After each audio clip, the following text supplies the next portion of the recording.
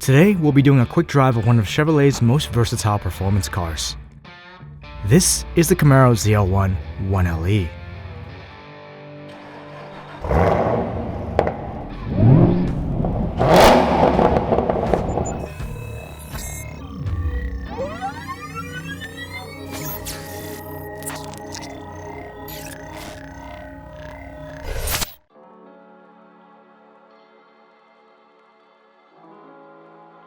In many ways, I feel like the Camaro is a better sports car than the Chevy Corvette, at least when we talk about the ZL1 trim, which is essentially a 2+2 version of the outgoing C7 Z06. Because, you know, the C7Z was pretty notorious for overheating on a hot track day, especially on a day like this.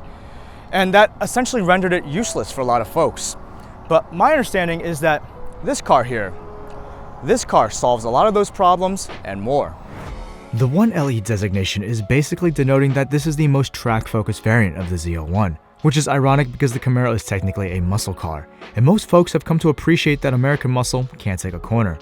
But that's simply not the case here. Because on paper, even though it weighs in at a hefty 3,820 pounds, it's got aggressive aero, 15+ inches of brakes, super sticky Goodyear Eagle 3Rs, and fancy computers to help it put down a faster time than even the new 992 Turbo S around the Nürburgring Ring.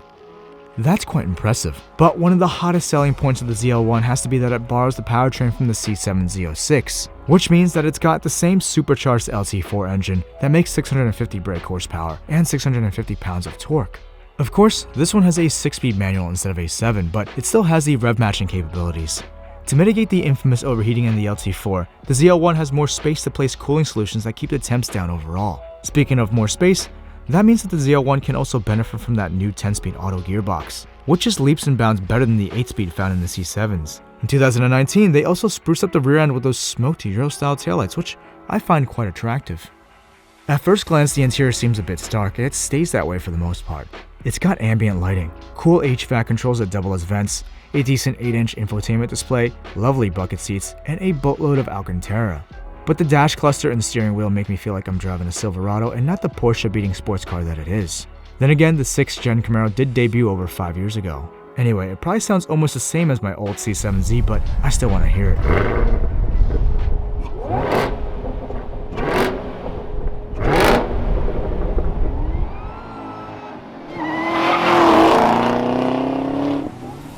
I'm quite enthused by the amount of blower whine that you can actually hear in this thing. I'm always envious of Hellcat owners, and the Z06 was basically a tremendous letdown in that department. Oddly though, I found the position of the 6-speed manual to be less than ideal than the one in the Corvette, and it's also not as robust feeling as you go through the gears, but it's still pretty good in my opinion. The 1LE is also notorious for being really stiff on the street, since it doesn't have the Magna ride like a normal ZL1. But honestly, coming from cars like the Aero Atom 3S and McLaren 600 LT, I don't think this is too bad. Of course, I also think Florida has better roads than New Jersey. Brake bite isn't fantastic, and it seems that you really have to dig deep to get them to stop. And I could see how track consumables might start getting a little bit costly if you track this 2-ton machine more than a few times a year. Anyway, a hurricane is rolling in, so better get those acceleration times while we can.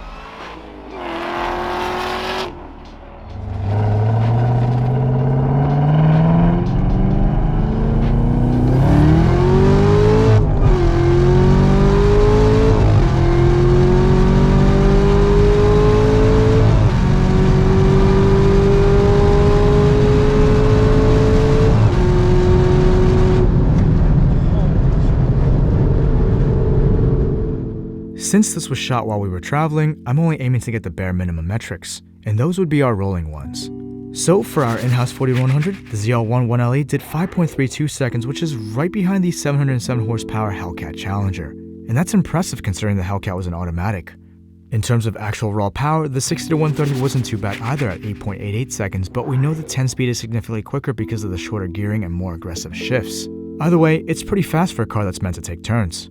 Any track variant trim is also going to be slower in a straight line due to the increased drag coefficient. And even though this car isn't supposed to overheat, I did notice a degradation in performance starting at the 3rd and 4th pulls. It seems like after a few hero runs, it starts to pull timing just like the C7Z would, but I think that's probably just the nature of the stock tune in the LT4. Of course, because this was one of those quick drive episodes, we had even less time with the car than we normally would. And even though it was a fun experience overall, I gotta circle back to what I said in the beginning of the episode about it being, better than a Corvette. Is it a better performance car than the C7 Z06? That's highly possible in a lot of cases, whether it's having less overheating issues on the track, better acoustics with the supercharger line, or even the option to have the potentially faster 10-speed automatic made it to the LT4. Those are all important things. However, at the end of the day, it doesn't feel nearly as special when you get into it. Sure, I'm a sucker for all the Alcantaras, but aside from that, there's just something missing from the cabin for me. And on top of all that, I like the C7Z's manual gearbox just a little bit more than the one in the Camaro. Ultimately, the Camaro ZL1 1LE is one of those rare cars that offers supercar level performance at a truly bargain price, and it can still be very humble about it all. But like anything of value, there's often compromises that have to be made. In this case, the biggest pitfall is probably the generic cabin and randomly cheap materials, but at less than 65 grand MSRP, I can't fault GM for that.